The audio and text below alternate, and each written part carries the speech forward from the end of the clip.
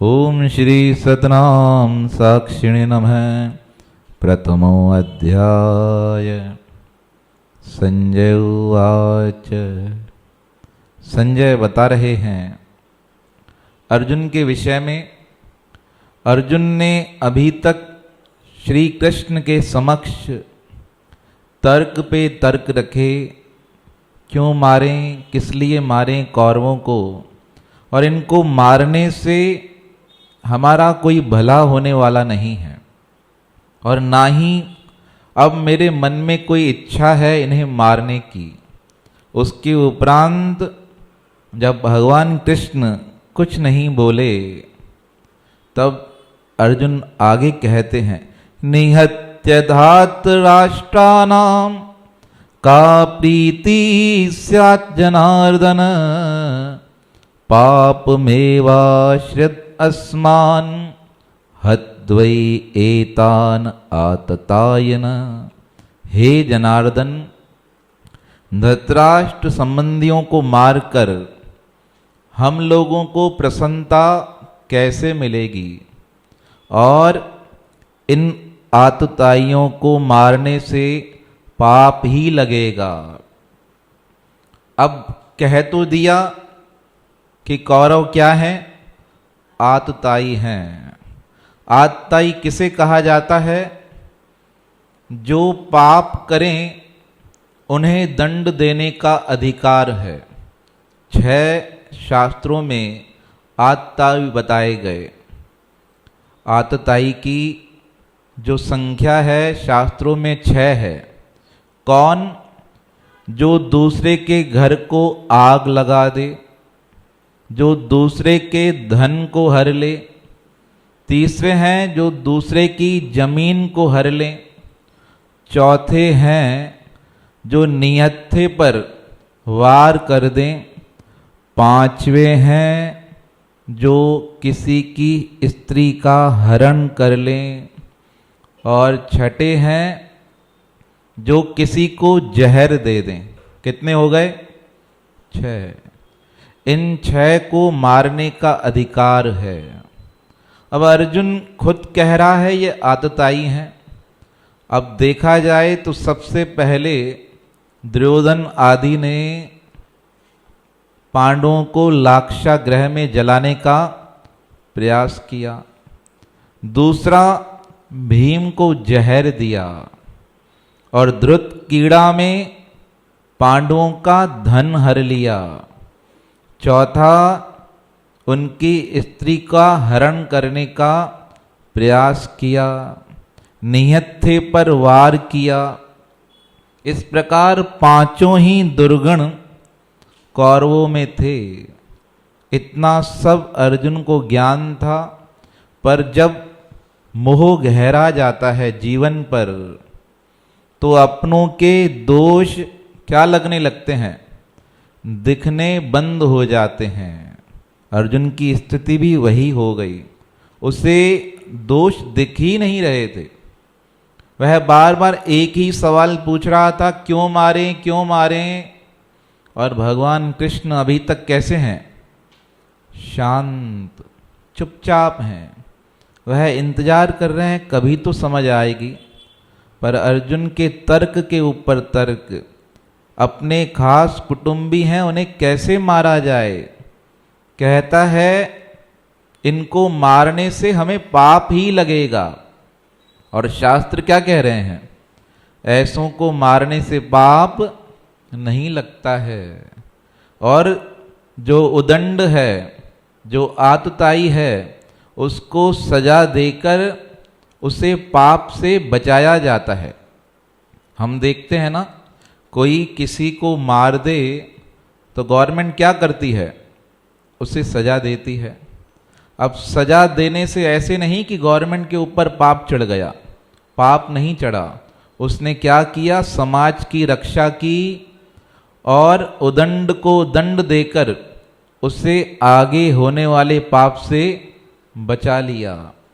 और आजकल हम देखते हैं बहुत राजनीति होती है। कोई किसी को मार देता है तो लोग किसके पक्ष में खड़े हो जाते हैं? मारने वाले के। उसको बचाने के लिए आ जाते हैं कि यह इस जाति का है, यह इस समुदाय का है, तो क्या होता है, ऐसा करने से पाप बढ़ता चला जाता है। अगर उदंडी को सजा नहीं दी जाएगी, दंड नहीं दिया जाएगा, तो समाज में क्या होगी, अराजकता आ जाएगी। समाज में क्या आ जाएगा, पक्ष नहीं बैठेगा। लोग कहेंगे क्या है ये, एक पक्ष का सुनते हैं, दूसरे पक्ष का नहीं सुनते हैं। वैर भाव जागृत हो जाएगा, समाज में हिंसा होनी प्रारंभ हो जाएगी। इसलिए शास्त्रों में आया, ऐसे पापियों को सजा देने में कोई पाप नहीं लगता है। पर धर्म ग्रंथ क्या कहते हैं, धर्म ग्रंथ कहते हैं ऐसा कर्म करने पर भी इसका फल तो शुभ है, पर इसकी क्रिया क्या है, अशुभ है। भाई जो फांसी पे चढ़ाएगा किसी को, तो क्रिया क्या है, कर्म का फल तो अच्छा है, भाई समाज में क्या होगी, शांति होगी, पर क्रिया कैसी है, किसी को मारना पड़ेगा, फांसी का तख्ता बनवाना पड़ेगा, सारी क्रिया अशुभ है। तो जब भी किसी को सजा दी जाए तो विचार करना चाहिए। धर्म ग्रंथ और अर्थ ग्रंथ दोनों है ना, उनमें धर्म ग्रंथ मुख्य है। अर्थ ग्रंथ क्या करता है, अपने बारे में ही सोचता है, और धर्म ग्रंथ दूसरे के बारे में सोचता है। तो अभी अर्जुन असमंजस में है कि मैं जानता हूं यह सब क्या है, मारने के योग्य हैं, पर मैं फिर भी इनको मारना नहीं चाहता हूं। और खड़ा कहां पे है, युद्ध भूमि में। भगवान कृष्ण भी मुस्कुरा रहे हैं कि नहीं मारना था तो पहले ही सोच लेते, इतने दिव्यास्त्र, स्वर्ग जाके भटकना, ये करना, इसकी क्या जरूरत थी। समझदार इंसान शुरू में ही शांति में आ जाए, पर कहाँ आके मन भटक गया, युद्ध स्थल पर। आगे कहने लगे, तस्मान अर्हा वयम हंतु धातराष्ट्रान स बांधवान स्वजनम ही कथम हत्वा सुखी न श्याम माधव। इसलिए अपने बांधव धतराष्ट्र संबंधियों को मारने के लिए हम योग्य नहीं हैं, क्योंकि हे माधव, अपने कुटुंबियों को मारकर हम कैसे सुखी हो सकते हैं। अपनों को अगर समाप्त कर दिया जाए तो सुखी कैसे, सुख किस प्रकार प्राप्त किया जा सकता है। सबसे बड़ा विचित्र, बार बार इस अध्याय को पढ़ने पर या इसका मनन करने पर एक ही चीज सामने आती है कि कृष्ण अभी तक क्या हैं, शांत, बोल ही नहीं रहे हैं। यह सबसे बड़ी विचित्र सीखने वाली बात है। कोई आपके सामने अपनी बात रखे ना, तो उसको टोको मत कि नहीं ऐसे ही होता है हमारे हिसाब से, आपको ऐसे करना नहीं, उसको बोलने दो। वो जहां तक बोल सकता है उसको बोलने का अधिकार दो, क्योंकि अगर वो बोलता जाएगा तो सारी बातें बताता जाएगा। अगर टोक दिया तो उसका दिमाग क्या होगा, आपके अनुसार चलने लगेगा, और आपको ज्ञान क्या है, आधा है। पहले उसकी बात सुननी चाहिए। श्री कृष्ण का संदेश गीता का प्रथम अध्याय का सुनो, क्योंकि अर्जुन क्या है, विक्षिप्त हो गया है। विक्षिप्त मानी मोह से विक्षिप्त। विक्षिप्त का एक अर्थ बहुत होता है पागल, पर पागल नहीं। विक्षिप्त मानी जिसकी संस्मृति, ज्ञान लुप्त हो गया है, और किस में आ गया है, मोह पे आ गया है। अर्जुन ने कहा क्या फायदा, अपनों को ही मारकर अगर जीना पड़े तो कोई सुख नहीं है। आगे कहने लगे, यद्यपि ये ते न पश्यन्ति लोभ पहत चेतस कुलशय कृतम दोषम मित्र दोहे च पातकम कथम न गेयम अस्माभि पापात अस्मान निवर्तितुम कुलशय कृतम दोषम प्रपश्यत भीर जनार्दन। यद्यपि लोक के कारण और लोभ के कारण इन सबका क्या हुआ है, ज्ञान लुप्त हो गया है। और यह कुल नाश करने के लिए तैयार हैं। कुल नाश करने का दोष, अब यहाँ पांडव दो दोषों का वर्णन कर रहा है। एक है कुल के नाश का दोष, और दूसरा कौरव क्या कर रहे हैं, अपने मित्रों के साथ पाप कर रहे हैं। इन दोनों दोषों की इनको जानकारी नहीं है, और बार बार जनार्दन, जनार्दन कौन है, श्री कृष्ण, उन्हें ही बता रहे हैं। देखो ना, यह कौरव दोनों दोषों को लेकर यहां युद्ध में उपस्थित हो गए हैं, कुल का नाश करने के लिए और मित्रों को मरवाकर पाप करने के लिए। और इसके बाद कहा ये तो नहीं जानते। क्यों नहीं जानते? इनके मन में लोभ है, यह सब कुछ चाहते हैं। पर कृष्ण, मेरे मन में तो कोई लोभ नहीं है, मैं तो कुछ चाहता ही नहीं, आसक्ति नहीं है, तो मैं क्यों इनसे लड़ाई करूं। इतना विद्वान अर्जुन है, अपनी हर स्थिति को समझ रहा है और बता भी रहा है कि लोभ दुनिया का सबसे बड़ा पाप है। हमारे पूज्य गुरुदेव सद्गुरु स्वामी सर्वानंद महाराज जी एक बहुत सुंदर प्रसंग बताते थे। कहते थे, पापों का बाप कौन है? कोई पूछे ना आपसे, भाई पाप का बाप कौन है, पता है आपको? लोभ। पर एक सुंदर मार्मिक प्रसंग बताते, कहते थे एक विद्वान ब्राह्मण का बेटा लौट कर आया अपने पिता के पास और कहा, पिताजी मैं बहुत विद्वान हो गया हूं। पिताजी ने कहा अच्छी बात है। कहा कुछ भी पूछ लो मेरे से। अरे कहा बेटा समय आएगा तो पूछेंगे। कहा नहीं, आज ही पूछो। तो बेटे से पूछ लिया, बताओ पाप का बाप कौन है? तो बेटे ने कहा यह तो पढ़ाई नहीं, इतनी सब पढ़ाई की पर यह तो गुरुजी ने मुझे कभी सिखाया नहीं कि पाप का बाप कौन। कहा जाओ सीख कर आओ। बेटा चला, पूरे भारत की यात्रा की, पर कहीं भी कुछ जवाब ही नहीं मिला। घूमते घूमते एक स्थान पर बैठ गया, मन निश्चित कर लिया कि अब पिताजी के पास तभी जाऊंगा जब इसका जवाब मिल जाएगा। बहुत दुखी बैठा था। तभी मार्ग से एक चांडाल निकला। चांडाल समझते हैं ना, जो शमशान भूमि में आग लगाता है।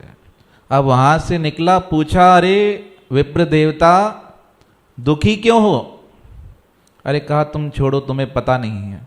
अरे कहा बताओ, जवाब दो, क्यों दुखी हो? कहा पिताजी ने कहा था पता लगा कर आओ कि पाप का बाप कौन है। कहा अच्छा ऐसी बात है। कहा वो तुम्हें पता नहीं है? कहा नहीं पता मुझे। कहा इतना सा सरल सा जवाब और उसके लिए इतने समय से भटक रहे हो, मैं ही बता दूंगा। प्रसन्न हो गया, कहा लगता तो विद्वान है। एक दो मंत्र बोल दिए उस चांडाल ने वहां पे। कहा उसको अब बेटे को क्या लगा कि इसको जवाब पता होगा। कहा बताओ। कहा ऐसे नहीं बताएंगे। कहा क्यों, कैसे बताओगे? कहा उसके लिए तुम्हें रहना पड़ेगा मेरे पास। कहा ठीक है, रहने को तैयार है। अब रुक गए एक दो दिन। अब मन में क्या विचार चल रहा था कि हम हैं ब्राह्मण और ये क्या है, चांडाल, और इसके पास रहना अब ठीक है नहीं है। तो उसे कहा कि मैं घर के बाहर रह लूंगा।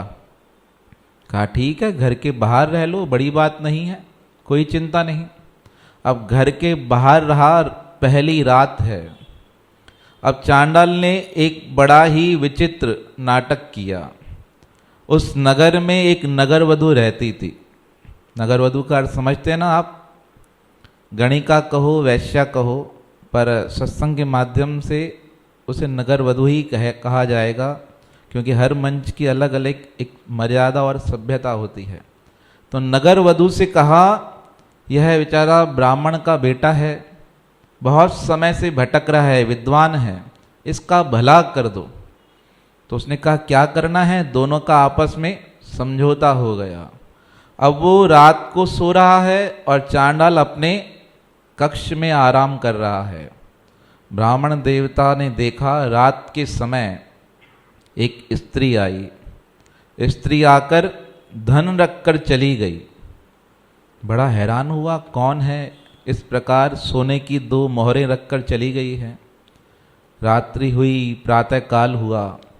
चांडाल को बताया एक स्त्री आई थी, 2 सोने की मोहरें रखकर चली गई। जी हाँ, कभी कभी आती है, देखती है गरीब है, उसे धन देकर चली जाती है। तो मन उसका क्या हुआ, प्रसन्न हो गया। कहा सोने की मोहरें मिल रही हैं एक रात ऐसे सोने पर। अब दूसरी रात हुई, सोया पड़ा था, पुनः वह स्त्री आई और सोने की 4 मोहरें रख के चली गई। फिर बताया, कहा आती है, कभी कभी दया भाव जागृत होता है तो 4 भी रख के जाती है, कभी 100 भी रख के जाती है। तो अब मन में क्या बढ़ गया, लोभ बढ़ गया। तीसरी रात सोया तो स्त्री को देख लिया। स्त्री को देखा तो आकर्षित हो गया। पूछने लगा कौन हो। कहा मैं तो इस नगर में रहने वाली हूँ। अब मन में हुआ इतना धन है तो ये मेरी क्या बन जाए, धर्म पत्नी बन जाए। कहा मैं तुमसे विवाह करना चाहता हूँ। तो इस स्त्री ने कहा तुमने मेरा गोत्र नहीं पूछा, मैं किस जाति से हूँ ये नहीं पूछा, कहाँ रहती हूँ। तो ब्राह्मण देवता कहने लगा चिंता नहीं, तुम सुंदर हो इतना ही मेरे लिए काफ़ी है। कहा ठीक है चलो घर। अब घर के नीचे आई, ऊपर जाने लगी तो ब्राह्मण देवता से कहा चलोगे ऊपर। कहा चलो। नौजवान था, ऊपर गया। स्त्री ने कहा विवाह तो कर लूंगी पर एक बात बताओ, तुम्हें मेरा जूठा खाना पड़ेगा। अब विचार में पड़ गए कि हम ब्राह्मण और ये क्या कह रही है, जूठा खाना है। बड़ा संकोच होने लगा। सोच के कहा तैयार हैं। अब स्त्री गई अंदर, भोजन लेकर आई, खुद खाया और इसे खाने को दिया। अब जूठा खाकर निकाल कर जैसे ही दिया ये खाने को तैयार हुआ, जैसे ही खाने लगा खींच के थप्पड़ लगाई। जोर से जो थप्पड़ लगी तो क्या देखे, थप्पड़ मारने वाले इसके गुरुजी हैं जो इसे काशी में सिखाते थे। फिर कहा गुरुजी आप, कहा तेरे पिता ने तेरे से पूछा था ना पाप का बाप कौन है, समझ में आया। कहा नहीं समझ आया। कहा यह लोभ ही पाप का क्या है, बाप है। कि उस धन के कारण, सोने के मोहरों के कारण तो क्या करने लगा, एक नगर वधू का जूठा खाने को भी तैयार हो गया।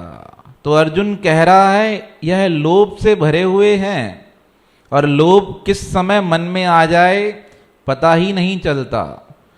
महापुरुष तुलसीदास महाराज जी ने बहुत सुंदर पंक्ति लिखी है। किसी ने पूछा राम को किस प्रकार भजा जाए, तो उन्होंने कहा जैसे लोभी दाम को भजता है। देखो क्रोध करने वाला आधा घंटा 1 घंटा इससे ज़्यादा क्रोध नहीं करेगा। काम में रहने वाला 10 मिनट 15 मिनट 20 मिनट खींच खींच के 1 मिनट इससे ज़्यादा काम में नहीं रहेगा। अभिमान करने वाला 1 घंटा 2 दिन 3 दिन अभिमान करेगा। पर लोभ करने वाला कैसा है, उसके दिमाग में एक ही बात चलती है कि पैसे मेरे पास आते रहें, कहीं से भी आए कैसे भी आए, सही से आए गलत से आए, पर क्या हो पैसे आने चाहिए। इसलिए पैसे, सदगुरु स्वामी हरदास राम महाराज कहते थे पैसे जहाँ से आ रहे हैं ना, देखना चाहिए कि गलत जगह से तो नहीं आ रहे। बहुत बार हमने खुद देखा, सदगुरु स्वामी हरदास राम महाराज जी के पास लोग आते थे ना, पैसे लेकर मना कर देते थे। पूछते थे किस काम के लिए लेकर आए हो। कहा महाराज जी यह करना है। कहा नहीं अपने आप कर लो, हम नहीं करेंगे। स्वामी सर्वानंद महाराज जी के जीवन का प्रसंग आता है, सेठ आया धन देने। कहा स्वामी जी यह धन रखिए, इस्तेमाल कीजिएगा। स्वामी जी ने पूछा कहाँ से आए हो। कहा महाराज जी वो काम करता हूँ वहीं से आया हूँ। कहा तो एक काम करो, जहाँ से लेकर आए हो ना स्वयं ही लगा दो। कहा स्वामी जी आप लगा दो। कहा नहीं, हम नहीं लगा सकते, तुम कन्या के शादी में यह धन लगा दो।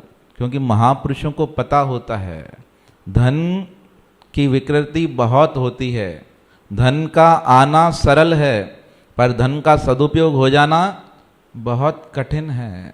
तो इसलिए लोभ तो बढ़ेगा, हर परिस्थिति में मन में चिंतन चलेगा कि धन आता रहे, पर धन आना कोई कठिन बात नहीं। आजकल तो बहुत सरल है, प्रचार कर दो लोग तैयार हैं। कहीं भी किसी स्थान पर भी आप देखो, बोलो ये काम करना है, लोग देने को तैयार हैं, हाँ कर दो कर दो। पर कहाँ से आ रहा है, क्या आ रहा है, उनकी गंदगी लेकर पुनः हम क्या करें। युधिष्ठिर महाराज जी का बहुत सुंदर प्रसंग आता है महाभारत में। जब वनवास मिला उन्हें तो उनके पीछे 10,000 महापुरुष चलने लगे, तो उनको रोना आ गया कि मैं इनको खिलाऊंगा कैसे, पिलाऊंगा कैसे। पहली बार उनको दुख हुआ जीवन में कि मेरी लक्ष्मी चली गई, मेरी संपत्ति चली गई। तो महापुरुष आए एक वहाँ पर, कहने लगे क्यों रोते हो। कहा महाराज जी इनको दान देना है, मेरा नियम था दान देने का, पर अब मेरे पास धन है नहीं इसलिए रो रहा हूँ। तो कहा रोने की क्या आवश्यकता है, इनको परमात्मा ने जन्म दिया है, परमात्मा इनको स्वयं खिलाएगा, तुम्हारे ऊपर ठेका थोड़ी है कि तुमको खिलाना है। कहा नहीं, पर मेरे पीछे आ रहे हैं, चाहिए तुम्हारे पीछे आए तुमसे धन मांगा। कहा नहीं मांगा। चाहिए एक भी महापुरुष ने मांगा हो तो बता दो। कहा मांगा नहीं है। कहा तुमने ही कलाकारी चालू की देने की। कहा हाँ। कहा तुमको ही नाटक था, तुम्हारे पास नहीं था, शुरू में दे दिया। कहा हाँ। कहा गलती तुम्हारी है इनकी है। कहा मेरी है। कहा आप क्यों रो रहे हो। कहा मुझे दान करना है। तब उन महापुरुषों ने कहा एक बात बताओ, दुनिया का सबसे प्रथम ज्ञान है जीव को परमात्मा की क्या हो जाए, प्राप्ति। तुम क्या कर रहे हो, उस माया को ले रहे हो और स्वयं लेकर फिर लोगों में दान कर रहे हो। इसका मतलब है गंदगी को पहले अपने ऊपर लगा रहे हो, फिर उसको लोगों को देकर फिर पानी से साफ कर रहे हो। इससे अच्छा है ना पैर गंदगी में डालो, ना तुमको साफ करना पड़ेगा। डबल मेहनत है ना, पहले लोगों से मांगो भाई दो दो दो, फिर क्या करें, फिर दे रहे हैं। सबका एक हमारी बात नहीं, सब पंथों की सबकी स्थिति ऐसी है। क्या करना है, लेना है और क्या करना है। अगर भगवान पे भरोसा है तो स्वामी टेवराम जी की सानिध्य में बैठे हैं ना, वो अपने आप करेंगे। इतना मगजमारी माथे का दर्द लेने की आवश्यकता है ही नहीं। आश्रम उनका, स्थान उनका, पंथ उनका, चीज़ें उनकी, चलाने वाले कौन हैं, वही है। जब हम मानते हैं कि हम चला रहे हैं तब क्या होता है, तब सिरदर्द चालू हो जाता है। तो युधिष्ठिर जैसे का ज्ञान भ्रमित हो गया, तब उनको क्या कहा गया, उपासना करो। का उपासना किसकी की, सूर्य देवता की उपासना की। और क्या मिल गया, अक्षय पात्र मिल गया। जो कहा जाता है ना अक्षय पात्र, उस अक्षय पात्र में से इतना अन्न निकलता था कि सब खा जाते थे। और कब तक चलता रहता था, जब तक द्रौपदी उसमें से अन्न नहीं खा ले। तो अक्षय पात्र की प्राप्ति हुई तप के द्वारा। और एक साधन अपना लिया कि मन में धन की कामना समाप्त कर दी। तो अर्जुन ने कहा मेरे मन में लोभ नहीं है, मुझे कुछ नहीं चाहिए, पर ये सब क्या है, लोभ के कारण इन्हें कुछ भी समझ में नहीं आ रहा है। सदगुरु स्वामी शांति प्रकाश महाराज जी ने एक बहुत सुंदर बात कही, सिंधी में बताते थे कि जेको तांजो आहे वो तां वटि ईंदो, जेको तांजो कोने वो तां वटा ॿिए वटि वेंदो। भाई जो तुम्हारा है तुम्हारे पास आएगा, और जो तुम्हारा नहीं है तुम्हारा होकर तुमसे दूर चला जाएगा। बस यही साधारण सी शिक्षा है, गीता का ज्ञान यही सिखाता है। दुखी मत रहो, जो चीज़ प्राप्त है वही पर्याप्त हो जाए तो जीवन संतुष्ट बन सकता है। तो ऐसे आचार्य सद्गुरु स्वामी टेऊराम महाराज जी की हम पावन शरण में बैठे हैं, उनसे यही वरदान मांगे, भर